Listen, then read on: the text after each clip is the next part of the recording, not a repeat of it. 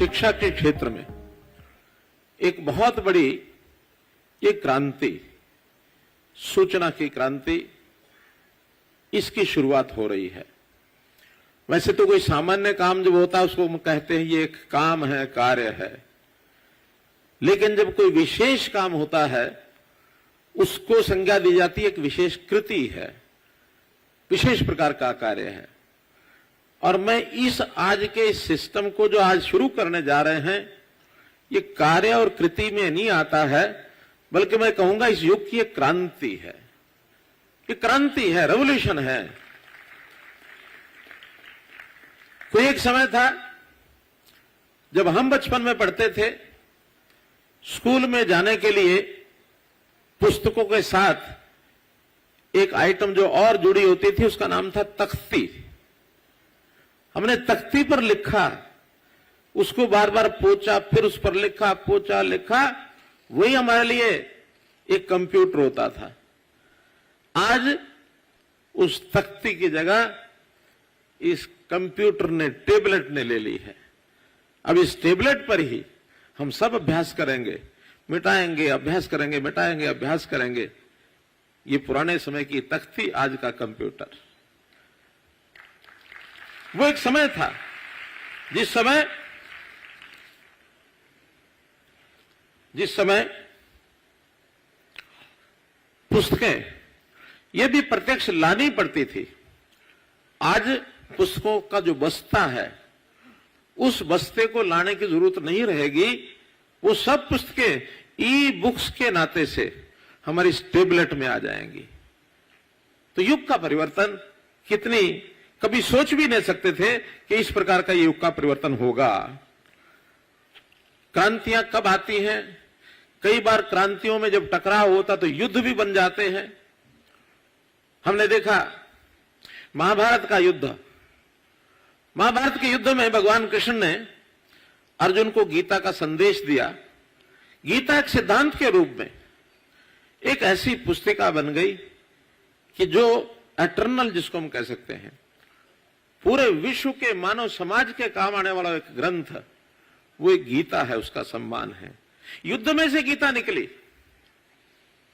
ऐसा ही एक युद्ध पिछले 3 साल में हुआ। और वो युद्ध क्या था? वो था कोविड की महामारी का युद्ध। ये भी बहुत बड़ा संघर्ष था। और इसमें से निकल करके आया डिजिटलाइजेशन। डिजिटल जो एक फैक्टर है वो बढ़ना शुरू हुआ। और प्रधानमंत्री जी ने इस डिजिटल युग को किस प्रकार से वर्णन किया? उन्होंने कहा कि हम खुशकिस्मत है कि ऐसे युग में हैं जहां प्रौद्योगिकी अर्थात टेक्नोलॉजी सरल और पहुंच के अंदर है। एक बार आप इसमें दिलचस्पी लें तो पूरी दुनिया के दरवाजे आपके लिए खुल जाएंगे। तो उस महाभारत में से वो गीता निकली, कोविड में से डिजिटल निकला। और डिजिटल और गीता, मैंने बताया, दिल के अंदर गीता, ये डिजिटल है। तो इस प्रकार से इस टेक्नोलॉजी के स्वरूप को हम आगे बढ़ाते हुए किस प्रकार से कोरोना के समय अनुभव आए। विद्यार्थियों की सबसे बड़ी समस्या, अगर कोविड का प्रभाव सबसे ज्यादा तो पड़ा हेल्थ पर, स्वास्थ्य पर, और अगर उसके बाद सबसे ज्यादा अगर किसी क्षेत्र को पड़ा तो वो था एजुकेशन, बच्चों के एजुकेशन।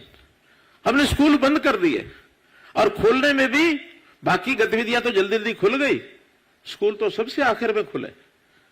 और जब सबसे आखिर में खुले तो ये जो प्रभावित शिक्षा हुई उसके लिए नए नए तरीके निकाले गए। क्या? स्कूल का काम घर में पढ़ो, यानी घर के अंदर ही वहीं से अपनी शिक्षा, और मोबाइल से शिक्षा देंगे, ऑनलाइन शिक्षा देंगे। ये एक सिस्टम, ये उसमें से आगे बढ़कर के आया। और जब मोबाइल से शिक्षा प्रारंभ हुई तो बहुत कठिनाइयां उस समय आई, जो वर्णन किया हमारे शिक्षा मंत्री जी ने भी और हमारे एसीएस एजुकेशन ने, कि बच्चों के पास, सबके पास मोबाइल थे भी नहीं। माता पिता की ऐसी स्थिति भी नहीं थी कि हर किसी को और उस प्रकार का मोबाइल वो लेकर के दें। तो ऐसा स्मार्ट मोबाइल का विषय का कठिनाई आई। जिनके पास मोबाइल थे भी, उनकी भी जो स्क्रीन इतनी छोटी होती थी कि पढ़ने में उनको भी कठिनाई आती थी। तब इसमें से विचार हुआ कि क्या हम इंटरनेट के माध्यम से, आज डिवाइस बहुत आ गई हैं, तो टेबलेट्स की व्यवस्था नहीं कर सकते। उसी में से विचार बना कि हम टेबलेट को उपयोग करके, और जैसे मैंने पहले बताया कि ई बुक्स के माध्यम से, यह फुल फ्लेज क्लासरूम, अब वो स्कूल का जो क्लासरूम होता था वो कमरे के रूप में होता था, आज हमारे हाथ में ये टेबलेट आ गया, ये हमारा क्लासरूम बन गया, इसमें बच्चे जाके पढ़ेंगे। और मैं फिर आपको सौभाग्य की बात बताता हूं आपके लिए, आज ये युग ऐसा है जब हमको ये सारी रिसर्च होकर के चीजें यहां तक विज्ञान ने बढ़ा दी, विज्ञान का अपने महत्व को इसमें समझ में आता है। हमने अपने जीवन में कंप्यूटर जब देखा था, मैं याद करता हूं उस समय मेरी आयु 42 साल थी, 42 ईयर्स।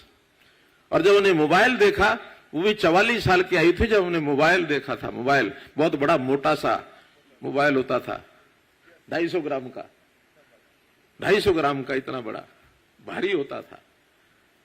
और 18 रुपए की कॉल होती थी, 10 रुपए की कॉल इनकमिंग भी होती थी, फोन आ जाए तब भी 10 रुपए का मिनट कॉल लगती थी। आज कितनी विज्ञान ने तरक्की की है। तो इस विज्ञान की देन है कि हम ऐसी चीजों को बड़ी सुविधाजनक तरीके से कर सकते हैं। इस टेबलेट से, विज्ञान के माध्यम से जो पढ़ाई करेंगे, तुम केवल अपनी क्लासरूम तक जुड़े नहीं रहेंगे, हम इसके बाद अपने शहर से, अपने प्रदेश से, अपने देश से, न केवल देश से, दुनिया से भी जुड़ जाते हैं। हम हरियाणा के इस सिस्टम में बहुत आगे बढ़ गए हैं। अब ये देश के किसी और प्रदेश में इतना बड़ा अभियान कहीं नहीं लिया गया जितना एक साथ 5 लाख किसी एक स्टेट में और टेबलेट्स दिए गए हों। दिए कुछ प्रदेशों ने, किसी ने प्रयोग के रूप में थोड़े स्कूलों में दिए, लाख दिए, 2 लाख दिए, और हमने 5 लाख की व्यवस्था की है। अगले वर्ष इसको और बढ़ा देंगे। जैसा विषय है कि क्या 4 कक्षाओं को देंगे, तो हमने तय किया अगले वर्ष 4 कक्षाएं देंगे, 9वीं, 10वीं, 11वीं, 12वीं। इस बार तो 10वीं, 11वीं, 12वीं है, एक और जोड़ेंगे। अभी अगर दुनिया के देशों को हम देखते हैं तो 2-3 देश ही ऐसे हैं जो इस विषय में बहुत आगे बढ़े हैं। सारी दुनिया भी आगे नहीं बढ़ पाई है विद्यार्थियों को इस प्रकार के टेबलेट सिस्टम देने के लिए।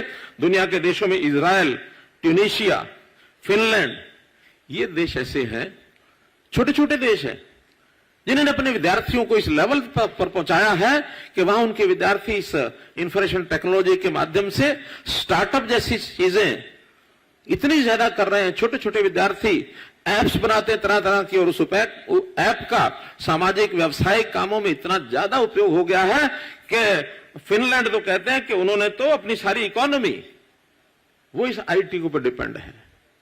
हमारे यहां तो कृषि है, उद्योग है, इसके ऊपर हमारी सारी जो इकोनॉमी है वो डेवलप्ड है। कुछ देश ऐसे हैं जहां टूरिज्म इतना ज्यादा टूरिज्म के ऊपर डिपेंड है। कुछ देश ऐसे हो गए जो आईटी के ऊपर डिपेंड हो गए। छोटे छोटे देश आईटी में बहुत आगे बढ़ रहे हैं और ये अपना सारा वो काम कर रहे हैं। तो इस प्रकार की जो इंफॉर्मेशन टेक्नोलॉजी की संभावनाएं हैं, हमने तय किया है कि देश भर में नई एजुकेशन पॉलिसी जो अब घोषित हुई है, देश ने तो टारगेट रखा है 2030 तक हम इसको लागू करेंगे पूरे तौर पर। हमने हरियाणा में तय किया है कि 2030 दूर है। हम अपनी नई जो एजुकेशन पॉलिसी है, नेशनल एजुकेशन पॉलिसी, इसको 2025 तक लागू कर देंगे, 3 साल के अंदर अंदर। और जिस यूनिवर्सिटी में हम खड़े हैं उसके अंदर एक और पैरामीटर दिया गया है कि केजी टू पीजी ये शिक्षा का संस्थान एक ही हो। तो मैं प्रसन्नता से व्यक्त कर रहा हूं इस बात को कि सबसे पहला हमारा महर्षि दयानंद यूनिवर्सिटी एमडीयू, यहां के जो वाइस चांसलर बधाई के पात्र हैं कि इसको केजी टू पीजी इस वर्ष से शुरू कर दिया है। इसी प्रकार हमारे कुरुक्षेत्र यूनिवर्सिटी ने भी केजी टू पीजी 2 यूनिवर्सिटी ने एक साथ शुरू किया है। आगे चल करके सभी यूनिवर्सिटीज, अब यूनिवर्सिटीज ऐसा नहीं होगा कि वो प्राइमरी के बच्चों को नहीं पढ़ाएंगे, केवल पोस्ट ग्रेजुएट्स को भी पढ़ाएंगे। केजी से शुरू करेंगे, पोस्ट ग्रेजुएट तक एक ही संस्थान में विद्यार्थी पढ़ेगा, उसी में से शिक्षा का मूल्यांकन होगा।